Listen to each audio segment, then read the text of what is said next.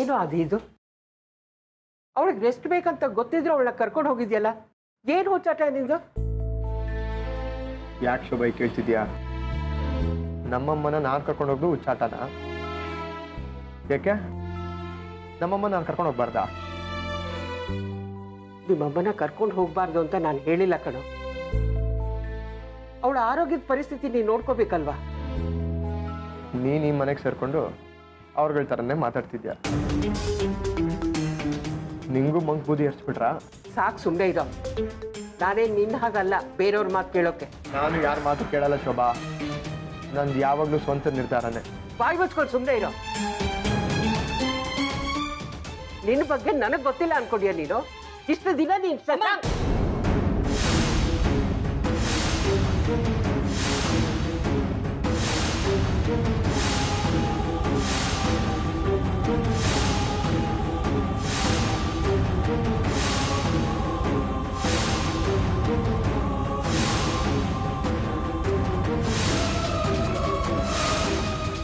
ಈಗ ತಾನೇ ಮನೆಗೆ ಬಂದಿದ್ದಾನೆ. ಸುಮ್ಮನೆ ರೀ, ಹೋಗೋ ನೀನೊಳಗೆ.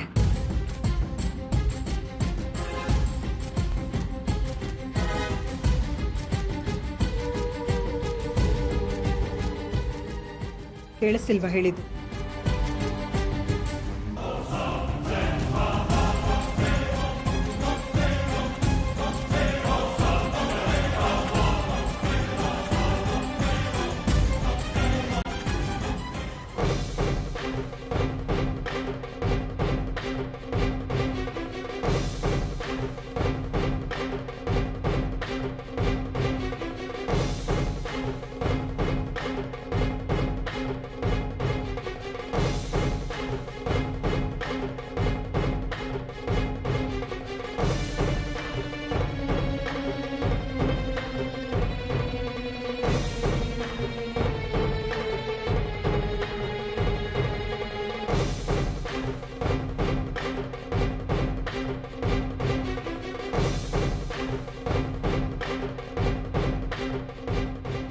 ನನಗೆ ಗೊತ್ತು ಸೂರ್ಯ ಅವರೇ, ಆದಿತ್ಯ ಮನೆಗೆ ವಾಪಸ್ ಬಂದಿದ್ದಕ್ಕೆ, ಬಂದ ತಕ್ಷಣ ಅವ್ನು ನಿಮ್ಮ ಹತ್ರ ಮಾತಾಡ್ತಾ ಇದ್ದಿದ್ದಕ್ಕೆ ನನ್ನ ಮೇಲೆ ನಿಮಗೆ ತುಂಬ ಕೋಪ ಇದೆ ಅಂತ. ದಯವಿಟ್ಟು ನನ್ನ ಕ್ಷಮಿಸ್ಬಿಡಿ. ಅವನಿಂದ ಹರ್ಟ್ ಆಗ್ತಿರೋದು ಇದೇನು ಹೊಸ್ತಾರಲ್ಲ, ಯಾವಾಗಲೂ ಇದ್ದಿದ್ದೆ. ಆದರೆ ನಿನ್ನೆ ನಾನು ನಿಮ್ಮನ್ನು ಕರೆಯೋದಕ್ಕೆ ಬಂದಾಗ ಆದಿತ್ಯನ ಮಾತಿಗೆ ಬೆಲೆ ಕೊಟ್ಟು ನೀವು ನನ್ನ ಜೊತೆಗೆ ಬರಲಿಲ್ವಲ್ಲ, ಅದು ನನಗೆ ತುಂಬ ಹರ್ಟ್ ಆಯಿತು. ನಿಮ್ಗೆ ಆರೋಗ್ಯ ಸರಿ ಇಲ್ಲ, ಇಂಥ ಟೈಮ್ನಲ್ಲಿ ನೀವಲ್ಲಿರೋದು ಸೂಕ್ತ ಅಲ್ಲ ಅನ್ನೋ ನನ್ನ ಕನಸನ್ನು ನೀವು ಅರ್ಥ ಮಾಡ್ಕೊಳ್ಳೇ ಇಲ್ಲ. ನಿಮಗೆ ನನಗಿಂತ ಆದಿನೇ ಮುಖ್ಯ ಅಲ್ವಾ? ಹಾಗೆಲ್ಲ ಮಾತಾಡಬೇಡಿ. ನಿಮ್ಮನ್ನು ನನ್ನ ಪ್ರಾಣಕ್ಕಿಂತ ಹೆಚ್ಚಾಗಿ ಪ್ರೀತಿಸ್ತೀನಿ. ಅಲ್ಲಿಂದ ವಾಪಸ್ ಬಂದಮೇಲೆ ನಿಮಗೆಷ್ಟು ಹರ್ಟ್ ಆಗಿದೆ ಅನ್ನೋದನ್ನು ತಿಳಿದು ನಾನೆಷ್ಟು ಸಂಕಟ ಪಡ್ತಾ ಇದ್ದೀನಿ ಗೊತ್ತಾ? ಆದಿತ್ಯನ ಜೊತೆ ಇದ್ದ ಪ್ರತಿ ಕ್ಷಣನೂ ನಿಮ್ಮ ನೆನಪಲ್ಲೇ ನಿಮ್ಮ ಬಗ್ಗೆ ನಾನು ಯೋಚಿಸ್ತಾ ಇದ್ದೆ. ಎಷ್ಟು ಸಲ ಅಂತ ಇದೇ ಮಾತನ್ನು ಹೇಳ್ತೀರಾ? ಪ್ರತಿ ಸಲ ಆದಿತ್ಯನ ಪರ ವಹಿಸ್ಕೊಂಡು ಮಾತಾಡಿದಾಗ ಇದೇ ಮಾತುಗಳನ್ನ ಹೇಳ್ತೀರಾ? ನಾನು ಕೇಳ್ತೀನಿ ಅಂತನ, ಅಥವಾ ಮಾತಲ್ಲಿರೋ ಪ್ರೀತಿ ಗೌರವ ಮನಸ್ಸಲ್ಲಿ ಇಲ್ಲ ಅಂತನ? ದಯವಿಟ್ಟು ಹಾಗೆಲ್ಲ ಮಾತಾಡಬೇಡಿ. ನೀವು ಕರೆದ ತಕ್ಷಣ ನಾನು ಬರಲಿಲ್ಲ ನಿಜ, ಹಾಗಂತ ನಿಮ್ಮ ಮೇಲೆ ಪ್ರೀತಿ ಇಲ್ಲ, ನಿಮ್ಮ ಮೇಲೆ ಗೌರವ ಇಲ್ಲ ಅಂತ. ಅಕಸ್ಮಾತ್ ನಾನು ನಿಮ್ಮ ಜೊತೆಗೆ ಬಂದಿದ್ದಿದ್ರೆ ಆದಿತ್ಯ ನಿಮ್ಮ ಮೇಲೆ ಮತ್ತಷ್ಟು ದ್ವೇಷ ಸಾಧಿಸ್ತಾ ಇದ್ದ. ಬಾಯಿ ಬಂದಾಗೆ ನಿಮ್ಮ ಬಗ್ಗೆ ಮಾತಾಡ್ತಾ ಇದ್ದ. ಅದನ್ನೆಲ್ಲ ಕೇಳಿಸ್ಕೊಂಡು ಸಹಿಸ್ಕೊಳ್ಳುವಂಥ ಶಕ್ತಿ ನನ್ನಲ್ಲಿಲ್ಲ ಸೂರ್ಯ ಅವರೇ.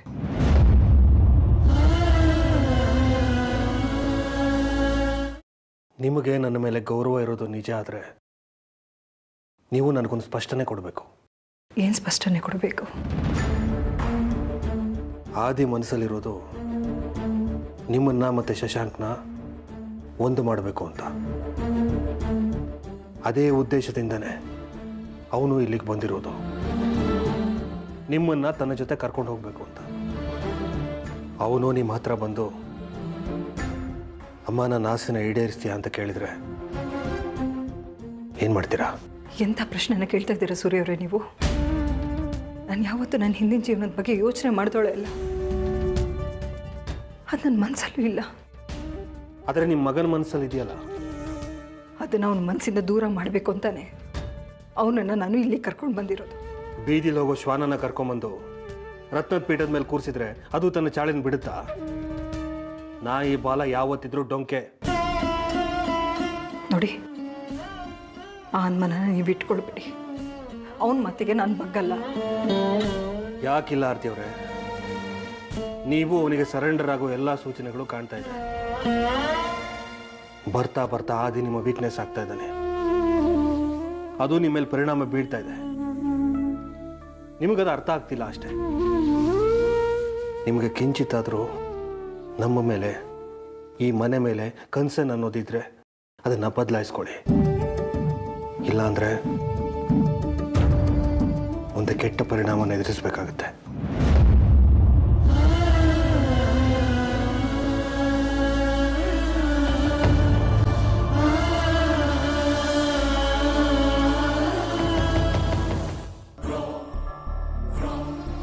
ಓಹೋ, ಏನು ಬೋರಮ್ಮನವರು, ಸಾರಿ ಬೈರಮ್ಮನವರು ಒಬ್ಬರೇ ಕೂತ್ಕೊಂಡು ದುರಾಲೋಚನೆ ಮಾಡ್ತಿರೋ ಹಾಗಿದೆ. ಏನು ದುರಾಲೋಚನೆನಾ? ಅಲ್ಲ, ಅದೇಮ್ಮ ದೂರಾಲೋಚನೆ ಅಂತ ಹೇಳಿದೆ. ಪಾಪ ದುಬೈಯಲ್ಲಿ ಆರಾಮಾಗಿ ಆನಂದವಾಗಿದ್ರಿ. ಇಲ್ಲಿಗೆ ಬಂದಮೇಲೆ ನಿಮ್ಮ ಆನಂದ ಎಲ್ಲ ಗೋವಿಂದ ಆಗಿರಬೇಕು ಅಲ್ವಾ? ನಿಮ್ಗೆ ಯಾರು ಹೇಳಿದ್ದು? ಇಲ್ಲೂ ನಾನು ಆನಂದವಾಗೇ ಇದ್ದೀನಿ. ನಿನ್ಗೆ ಹಾಗನ್ಸಿದ್ರೆ ನಾನೇನು ಮಾಡೋಕ್ಕಾಗಲ್ಲ. ಅಲ್ಲ, ನೀವು ಯೋಚನೆ ಮಾಡ್ತಾ ಕೂತಿರೋ ಸ್ಟೈಲ್ ನೋಡಿದ್ರೆ ನನಗೆ ಹಾಗೆ ಅನ್ನಿಸ್ತಿಲ್ಲ, ಅದಕ್ಕೆ ಕೇಳಿದೆ. ನಿಮ್ಮ ಮನಸ್ಸಲ್ಲಿ ಏನೋ ಕೊರಿತಾ ಇದೆ, ಏನು ಅಂತ ಹೇಳಿ. ಈ ಕುರುಡಿಗೆ ಯಾವ ಯೋಚನೆನೋ ಚಕ್ರಿ. ಸುಮ್ಮನೆ ಕೂತಿರೋಳನ್ನ ಕೆದಕಿ ಮಾತಾಡಿಸ್ತಿದ್ಯಾ ಅಂದರೆ ಏನೋ ಹೇಳೋಕೆ ಬಂದಿದ್ಯಾ ಅಂತ ಕಾಣುತ್ತೆ. ಅದೇನು ಹೇಳು? ಈಗ ಬಂದ್ರಿ ನೋಡಿ ಪಾಯಿಂಟ್ಗೆ. ಅದು ನಾ ಏನು ಹೇಳಕ್ಕೆ ಬಂದೆ ಅಂತಂದರೆ, ನೀವು ದುಬಾಯಿಂದ ಬಂದಿರೋರು, ಇದು ಬೆಂಗಳೂರು, ಹೊಸ ಜನ, ನಿಮ್ಗೆ ಯಾರು ಪರಿಚಯ ಇರಲ್ಲ, ಯಾರು ಸರಿ ಇಲ್ಲ. ಅದಕ್ಕೆ ಒಂದು ಕಿವಿ ಮಾತು ಹೇಳೋಣ ಅಂತ. ನೀನು ನನಗೆ ಕಿವಿ ಮಾತು ಹೇಳ್ತೀಯಾ? ಏನಪ್ಪ ಅದು? ನೀವು ಇಲ್ಲಿಗೆ ಯಾಕೆ ಬಂದಿದ್ದೀರಾ, ಯಾವ ಉದ್ದೇಶ ಇಟ್ಕೊಂಡು ಬಂದಿದ್ದೀರಾ, ಎಲ್ಲ ನನಗೆ ಗೊತ್ತಿದೆ. ಈಗ ನೀವು ಇಲ್ಲಿ ಯಾರನ್ನು ನಂಬ್ಕೊಂಡಿದ್ದೀರೋ ಅವರೇ ನಿಮಗೆ ಮೋಸ ಮಾಡೋದಂತೂ ಗ್ಯಾರಂಟಿ. ಏನು ಹೇಳ್ತಿದ್ಯಾ? ನಾನು ಯಾರನ್ನೂ ನಂಬಿಲ್ಲ ಅಂತ ಹೆಣ್ಣು ನಾನಲ್ಲ. ನನ್ನ ತರ್ಕನೇ ಬೇರೆ, ನನ್ನ ಆಲೋಚನೆನೇ ಬೇರೆ. ಅದನ್ನು ತಿಳ್ಕೊಳ್ಳೋದಕ್ಕೆ ಯಾರಿಂದನೂ ಸಾಧ್ಯ ಇಲ್ಲ. ಕರೆಕ್ಟ್, ಯಾರಿಂದೂ ತಿಳ್ಕೊಳಕ್ಕಾಗಲ್ಲ. ಬಟ್ ನಾನು ತಿಳ್ಕೊಂಡಿದ್ದೀನಿ. ಏನು ತಿಳ್ಕೊಂಡಿದ್ಯಾ ನೀನು ನನ್ನ ಬಗ್ಗೆ? ಅದೇ ನೀವು ದುಬೈಯಿಂದ ಬಂದಾಗ ನಿಮಗೆ ಯಾರೂ ಪರಿಚಯ ಇರಲಿಲ್ಲ ಇಲ್ಲಿ, ಶಕುಂತಲಾ ಜಾಸ್ಮಿನ್ ಬಿಟ್ಟು. ಆದರೆ ಈಗ ನಿಮ್ಮ ಬಿಹೇವಿಯರ್ ನೋಡ್ತಾ ಇದ್ರೆ ನಿಮ್ಗೆ ಯಾರೋ ಹೊಸ ಫ್ರೆಂಡ್ ಪರಿಚಯ ಆಗಿದ್ದಾರೆ ಅಂತ ನನಗೆ ಅನ್ನಿಸ್ತಾ ಇದೆ.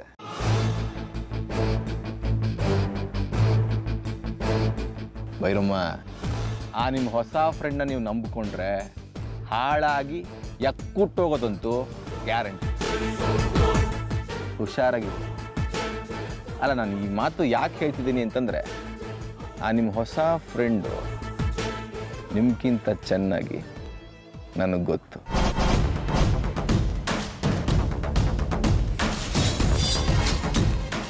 ಏನು ಹೇಳ್ತೀರಿ ಬೋರಮ್ಮನವರೇ, ಸಾರಿ ಭೈರಮ್ಮನವರೇ? ಹುಷಾರಾಗಿರ್ತೀರ ತಾನೆ?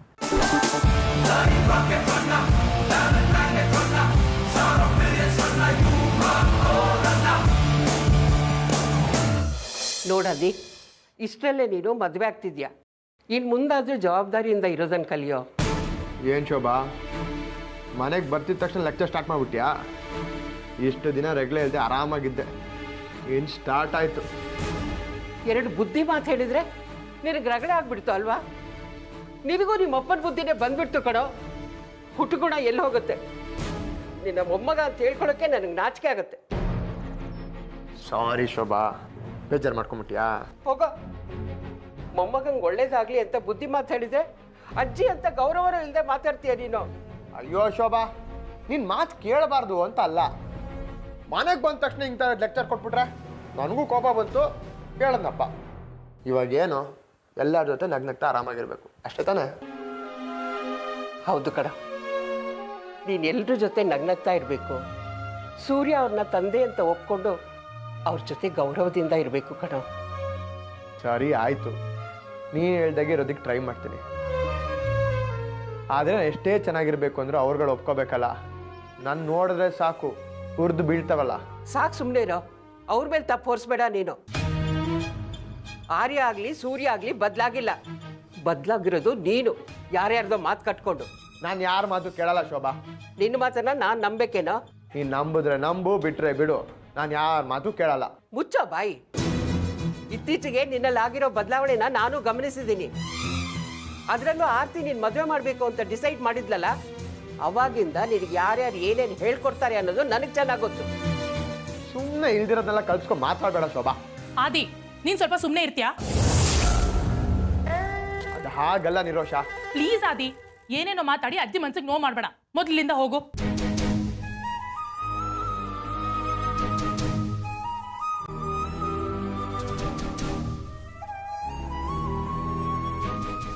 ಅಜ್ಜಿ, ಈಗೇನು ಆದಿತ್ಯ ಈ ಮನೇಲಿ ಎಲ್ರ ಜೊತೆ ಚೆನ್ನಾಗಿರ್ಬೇಕು, ಅವನು ಎಲ್ರ ಜೊತೆ ಹೊಂದ್ಕೊಂಡು ಹೋಗ್ಬೇಕು ಅನ್ನೋದೇ ತಾನೇ ನಿಮ್ಮ ಆಸೆ. ಹಾಗಾಗುವಾಗ ನಾನು ನೋಡ್ಕೋತೀನಿ. ಆದ್ರೆ ಒಂದ್ ಮಾತು, ಮೊದ್ಲು ನನ್ನ ಆದಿತ್ಯನ್ ಮದ್ವೆ ಅಂತ ಒಂದಾಗ್ಲಿ, ಆಮೇಲೆ ಅವನು ಎಲ್ರ ಜೊತೆ ಚೆನ್ನಾಗಿರೋ ತರ ನೋಡ್ಕೊಳ್ಳೋ ಜವಾಬ್ದಾರಿ ನಂದು. ಮದುವೆ ಆದ್ಮೇಲೆ ಇವನಲ್ಲಿ ಬದಲಾವಣೆ ತರ್ತೀಯೋ ಅಥವಾ ಮದುವೆಗೆ ಮುಂಚೆನೇ ಬದಲಾವಣೆ ತರ್ತೀಯೋ ಅದು ನಿನಗೆ ಬಿಟ್ಟಿದ್ದು. ಇವನನ್ನ ಒಳ್ಳೆ ದಾರಿಯಲ್ಲಿ ನಡೆಸಿದಷ್ಟು ನಿಮ್ಮ ಜೀವನ ಚೆನ್ನಾಗಿರುತ್ತೆ. ಇಲ್ಲ ಅಂದರೆ ಸುಂಟ್ರಿಗಾಳಿಗೆ ಸಿಕ್ಕಿರೋ ತರಗೆಲೆ ಥರ ನಿಮ್ಮ ಜೀವನ ಯಾವ ನೆಲೆನೂ ಇಲ್ಲದೆ ಸುತ್ತಾನೇ ಇರುತ್ತೆ. ಉದ್ಧಾರ ಆಗ್ತಿರೋ ಹಾಳಾಗಿ ಹೋಗ್ತಿರೋ ನೀವು ಯೋಚನೆ ಮಾಡಬೇಕು. ಯಾಕಂದರೆ ಈ ಮನೆಯಲ್ಲಿ ಒಬ್ಬರು ಮುಖ ಕಂಡ್ರೆ ಇನ್ನೊಬ್ರಿಗೆ ಆಗಲ್ಲ. ನೀನು ಅದನ್ನೇ ದೊಡ್ಡದು ಮಾಡಿ ಬೆಂಕಿ ಹೊತ್ಕೊಳ್ದೆ ಇರೋ ಹಾಗೆ ನೋಡ್ಕೊಳ್ಳೋದು, ಸೊಸೆಯಾಗಿ ಈ ಮನೆಗೆ ಬರ್ತೀಯಲ್ಲ, ನಿನ್ನ ಜವಾಬ್ದಾರಿ. ಅದನ್ನು ಹೇಗೆ ನಿಭಾಯಿಸ್ತೀಯಾ ಅದು ನಿನಗೆ ಬಿಟ್ಟಿದ್ದು. ಶೋಭಾ, ಹೊಗೆ ಆಡ್ತಾ ಇರೋದನ್ನ ಹಾರಿಸಿ ಈ ಮನೆಯಲ್ಲಿ ನೆಮ್ಮದಿ ನೆಲೆಸೋ ಹಾಗೆ ನೋಡ್ಕೋಬೇಕಾ? ಇಲ್ಲ, ಈಗ ಬೂದಿ ಮುಚ್ಕೊಂಡು ಸ್ವಲ್ಪ ಸ್ವಲ್ಪನೇ ಆಡ್ತಾ ಇರೋ ಹೊಗೆಗೆ ಇನ್ನಷ್ಟು ಗಾಳಿ ಊದಿ ಬೆಂಕಿ ಹತ್ಕೊಳ್ಳೋ ಹಾಗೆ ಮಾಡೋದೇ ನನ್ನ ಉದ್ದೇಶ. ಆ ಬೆಂಕಿ ಇಡೀ ಮನೆ ಸುಡಬೇಕು, ಮನೆಯಲ್ಲಿರೋ ಜನಗಳನ್ನ ಸುಡಬೇಕು. ಆಗ್ಲೇ ನನಗೆ ಸಮಾಧಾನ. ಅವ್ನ ಫೋಟೋ ಸಿಕ್ತಂತ ಅರ್ಪಿತಾ? ಇಲ್ಲ, ಸಿಗ್ಲಿಲ್ವಂತೆ. ಅಲ್ಲ, ಎಂತ ದಡ್ರು ಅಂತೀನಿ ಅರ್ಪಿತಾ ಇವರೆಲ್ಲ. ಕೈಯಲ್ಲಿ ಮೊಬೈಲ್ ಇರುತ್ತೆ, ಒಂದು ಫೋಟೋ ತೆಗಿಯಕ್ಕಾಗಲ್ವಾ? ಅದನ್ನು ಪ್ರಯತ್ನ ಪಟ್ಟಿದ್ದಾರೆ. ಆದರೆ ಈ ಚಕ್ರಿ ವಿಪರೀತ ಬುದ್ಧಿವಂತ. ಅವ್ರಿಗೆ ಫೋಸ್ ಕೊಡದೆ ಆಟ ಆಡ್ಸಿದಾನೆ. ಎಲ್ಲಿ ಫೋಟೋ ಸಿಕ್ಬಿಟ್ರೆ ತಾನು ಸಿಕ್ಕಾಕೊಂಡ್ಬಿಡ್ತೀನೋ ಅನ್ನೋ ಭಯ ಅವನಿಗೆ. ಶಶಾಂಕ್ ಹೇಳ್ತಾ ಇದ್ರು, he is very smart, clever ಅಂತ. ಈಗ ಅದು ನಿಜ ಆಯ್ತು. ಈಗ ಅವ್ನ ಫೋಟೋ ಯಾಕೆ ಬೇಕು ಹೇಳು ನಮಗೆ? ಅವ್ನು ಯಾರು ಅಂತ ಗೊತ್ತು ಮಾಡ್ಕೊಳ್ಳೋದಕ್ಕೆ. ಅದಕ್ಕೆ ಒಂದು ಕೆಲಸ ಮಾಡೋಣ, ನಮ್ಮ ಕಂಪ್ನಿ ಹೇಗೂ ರಿಜಿಸ್ಟರ್ ಆಗಿದೆ, ಆ ಖುಷಿ ಹಂಚ್ಕೊಳ್ಳೋದಕ್ಕೆ ಒಂದು ಪಾರ್ಟಿ ಥ್ರೋ ಮಾಡೋಣ. ಆ ಪಾರ್ಟಿಗೆ ಭೈರವಿ, ಜಾಸ್ಮಿನ್, ಶಕುಂತಲಾ, ಚಕ್ರಿ ಎಲ್ಲರನ್ನೂ ಇನ್ವೈಟ್ ಮಾಡೋಣ. ಏನಂತೀಯ? Good idea. ನಾನು ಈಗಲೇ ಜಾಸ್ಮಿನ್ಗೆ ಈ ವಿಷಯ ತಿಳಿಸ್ತೀನಿ. ಜಾಸ್ಮಿನ್ ಕರೆದ್ರೆ ಅದು ಹೇಗೆ ಬರಲ್ಲ ಅಂತ ಚಕ್ರಿ ತಪ್ಪಿಸ್ಕೋತಾನೋ ನಾನು ನೋಡ್ತೀನಿ.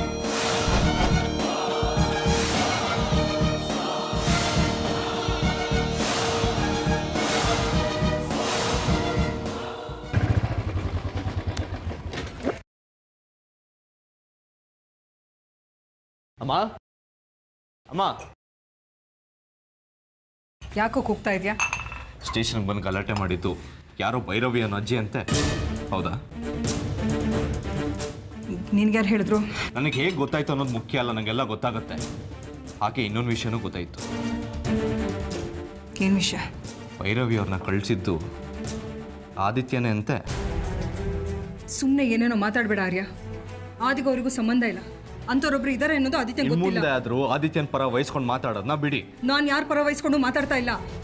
ನನಗೆ ನೀನು ಒಂದೇ, ಆದಿತ್ಯನೂ ಒಂದೇ. ಬಾಯಲ್ಲಿ ಹೇಳೋದಂತೂ ಮನಸ್ಸಲ್ಲಿರೋದೇ ಬೇರೆ. ಏನಂದೆ? ಭೈರವಿ ಯಾರು? ಅವ್ರ ಬಗ್ಗೆ ತಿಳ್ಕೊಳ್ಳೋ ಅವಶ್ಯಕತೆ ಇಲ್ಲ. ಅದನ್ನು ನಾನು ನೋಡ್ಕೋತೀನಿ. ಆಯ್ತು, ಆರ್ಯ,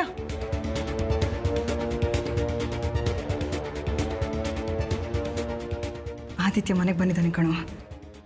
ಸೊ ಅವನ ಹತ್ರ ಹೋಗಿ ಮಾತಾಡು. ಸದ್ಯದಲ್ಲಿ ಅವ್ನ ಮದುವೆ. ಇನ್ನು ಮುಂದೆ ಆದ್ರೆ ನೀವಿಬ್ರು ದಾಯದಿಗಳಾಗಿರ್ತೆ, ಅಣ್ಣ ತಮ್ಮಂದಿರಾಗಿರ್ತೆ. ನಾನು ಅವನ ಮಾತಾಡ್ಸಲ್ಲಮ್ಮ. ಅವಶ್ಯಕತೆ ಇದ್ರೆ ಅವನೇ ಬಂದು ಮಾತಾಡಿಸ್ಲಿ. ಇಬ್ರಲ್ಲಿ ಯಾರೋ ಒಬ್ರು ಬಿಟ್ಕೊಡ್ತಾ ಇದ್ರೆ ಸಮಸ್ಯೆ ಬಗ್ಗೆ ಹರಿಯತ್ತಾ? ಬರ ನನ್ನ ಜೊತೆ. ಅಮ್ಮ ಬಿಡಿ, ನಾನು ಎಲ್ಲಿಗೂ ಬರಲ್ಲ.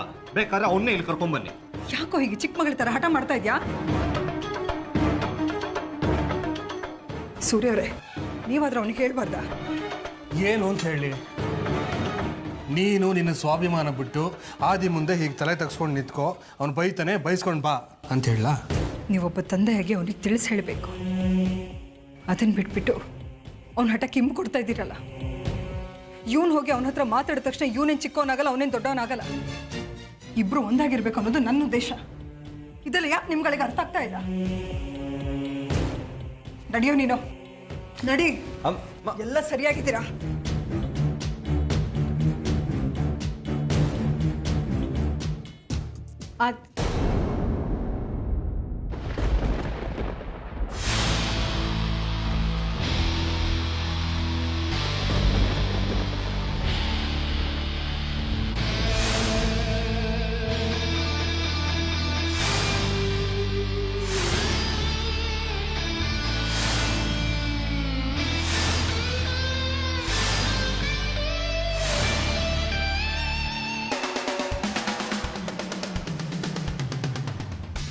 ಏನೋ ಹೇಳಿದ್ದೆ ನಾನು ನಿನಗೆ ನೆನ್ನೆ.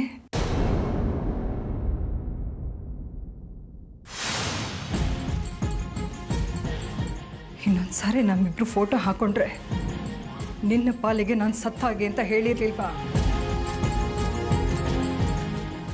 ಹೇಳಿದ್ದೆ ತಾನೇ? ಹೇಳಿದ್ದೆ. ಮತ್ತ್ಯಾಕೋ ಹಾಕಿದ್ಯಾ? ಅಪ್ಪನ ಮರ್ಯಾದಕ್ಕೆ ಆಗ್ತಿಲ್ಲಮ್ಮ.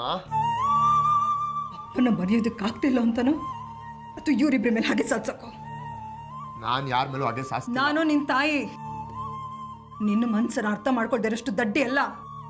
ಸೂರ್ಯ ಅವರಿಗೆ ಆರ್ಯರಿಗೆ ಬೇಸರ ಆಗ್ಬೇಕು ತಾನೆ ಈ ಫೋಟೋನ ಹಾಕಿದ್ಯಾ? ಯಾರಿಗೋ ಬೇಸರ ಆಗ್ಬೇಕು ಅಂತ ನಮ್ಮ ತಂದೆನೇ ದಾಳವಾಗಿ ಬಳಸಲ್ಲ ನಾನು. ಹಾಗಾದ್ರೆ ನನ್ನ ಮೇಲೆ ಗೌರವ ಇದ್ರೆ ಮೊದಲೇ ಇದನ್ನ ಬಿಸಾಕು.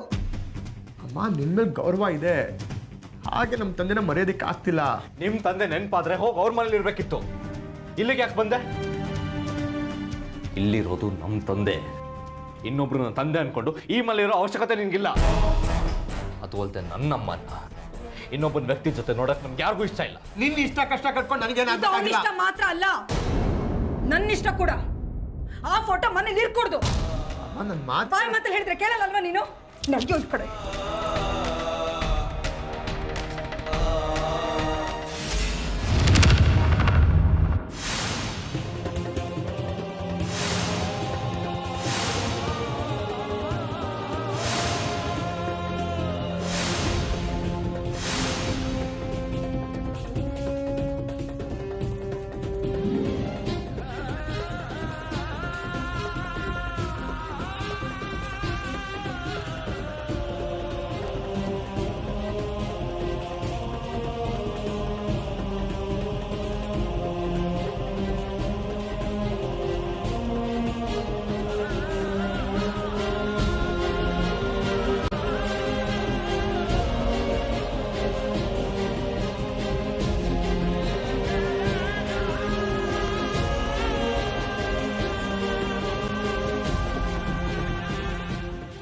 ಯಾಕಮ್ಮ ಹೀಗೆ ಮಾಡಿದೆ? ಅಮ್ಮನೇ ನಿಮ್ಮ ತಂದೆ ಕೆಟ್ಟೋರು ಅಂತ ಬಿಟ್ಟು ಬಂದಿರ್ಬೇಕಾದ್ರೆ ಅಂಥವ್ರ ಜೊತೆ ಅಮ್ಮನ ಫೋಟೋ ಹಾಕಿದ್ಯಲ್ಲ, ನಾಚಿಕೆ ಆಗ್ಬೇಕು ನಿನಗೆ. ಮನೆಗೆ ಬಂದ ತಕ್ಷಣ ಹೀಗೆ ರಾದಂತ ಮಾಡಬೇಕು ಅಂತ ಪ್ಲಾನ್ ಮಾಡ್ಕೊಂಡು ಬಂದಿದ್ದಾನೆ ಅನ್ಸುತ್ತೆ. ನಾನು ನಿಮ್ಗೆ ಹೇಳ್ದೆ, ನೀವು ಕೇಳಲಿಲ್ಲ. ಅದ್ರ ಪ್ರತಿಫಲನೇ ಇದು.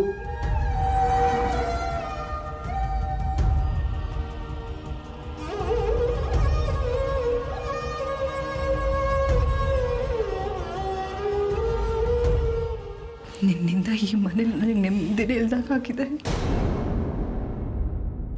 ಯಾಕೆ ರೀತಿ ನನ್ನ ಹೊಟ್ಟೆ ಉರಿಸ್ತಾ ಇದೆಯಾ? ಅಮ್ಮ, ನೀನು ಅವ್ರ ಮಾತಿಗೆ ಬೆಲೆ ಕೊಡಬೇಡಮ್ಮ. ನಾನೇನು ಅಂತ ದೊಡ್ಡ ತಪ್ಪು ಮಾಡಿಲ್ಲ. ನನ್ನ ಜೊತೆ ಆ ಚಂಡಾಳನ ಫೋಟೋ ನನಗೆ ನೋಡೋಕ್ಕಾಗ್ತಾ ಇಲ್ಲ. ಅಂಥದ್ರಲ್ಲಿ ಇವ್ರು ಸಹಿಸ್ಕೋತಾರೇನೋ? ಅವ್ರುಗಳು ಸಹಿಸ್ಕೊಂಡ್ರೇನೋ ಬಿಟ್ರೇನೋ. ಒಂದ್ಸಲ ಹೇಳಿದ್ ನಿನಗೆ ಅರ್ಥ ಆಗ್ತಿಲ್ವಾ? ಪದೇ ಪದೇ ಯಾಕೆ ನನ್ನ ಕಣ್ಣಲ್ಲಿ ನೀರು ಹಾಕ್ಸ್ತಾ ಇದೆಯಾ? ಒಂದು ವಿಷಯ ಹೇಳ್ತೀನಿ, ಅರ್ಥ ಮಾಡ್ಕೊ. ಜನ್ಮ ಕೊಟ್ಟು ಮಾತ್ರಕ್ಕೆ ಯಾರು ತಂದೆ ಅಂತ ಅನ್ಸ್ಕೊಳ್ಳಲ್ಲ. ನೀನು ತಂದೆ ಅಂತ ಫೋಟೋ ಇಟ್ಕೊಂಡು ಪೂಜೆ ಮಾಡೋದಕ್ಕೆ ಅವ್ರೇನು ದೇವರಾಗಿರ್ಲಿಲ್ಲ. ಅವ್ರ ಗುಣ ದುರ್ಗುಣ ಎಲ್ಲ ನನಗೆ ಚೆನ್ನಾಗಿ ಗೊತ್ತಿತ್ತು. ಪೂಜಿಸುವಂಥ ವ್ಯಕ್ತಿತ್ವ, ಸ್ವಭಾವ, ಗುಣ ಇರೋದು ಈ ದೇವರಲ್ಲಿ ಕಣು. ಇದ್ಯಾಕೆ ನಿನಗೆ ಅರ್ಥ ಆಗ್ತಿಲ್ಲ?